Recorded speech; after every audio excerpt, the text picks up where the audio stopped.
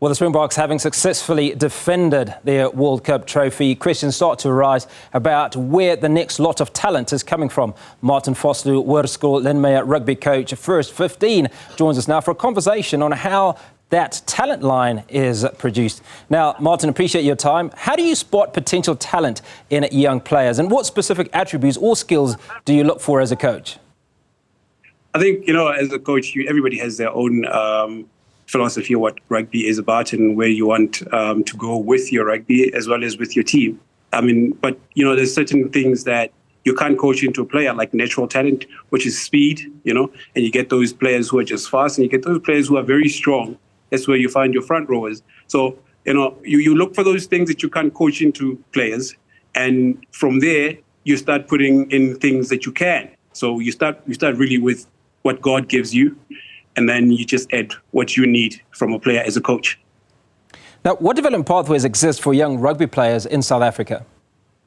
There's quite a lot. You think about what's been happening recently. There was the Craven Week, and before that, or around the same time, there was the Academy Week that took place here in Gauteng.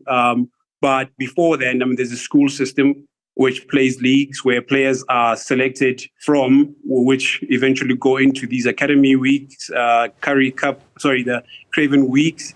And that's what happens in the big schools. You also find there are programs which unions have, which brings all the small schools together, and they try to pick the best players out of those small schools. And talent has been unearthed in those little initiatives that these provincial unions have. Like, you find a guy like Achiva Daimani, who was, in a small school, which probably nobody has ever heard of, but he's now knocking in the doors trying to be a Springboks. And you find there's a lot of other players who made their way from small schools.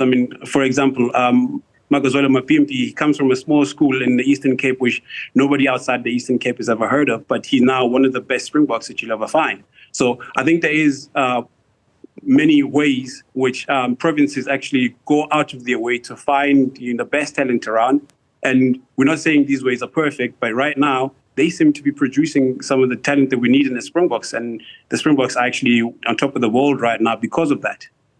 So when you've got players like Magazolo Mapimpi that you talk about, that's an exceptional talent, is doing so well. How much interest did it raise in young rugby players, at the very grassroots? Are they excited about these players and wanting to play rugby at the same level?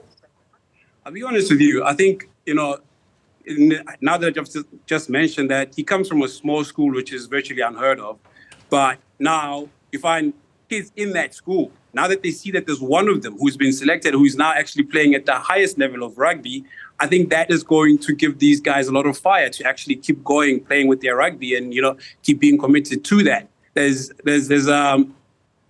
also the whole representation factor where you see people who look like you, people who grew up in the same background as you. That stuff is going to keep a young man or a young woman wanting to play because they see that there is actually a chance for them now. That's actually quite possible to play for your national team.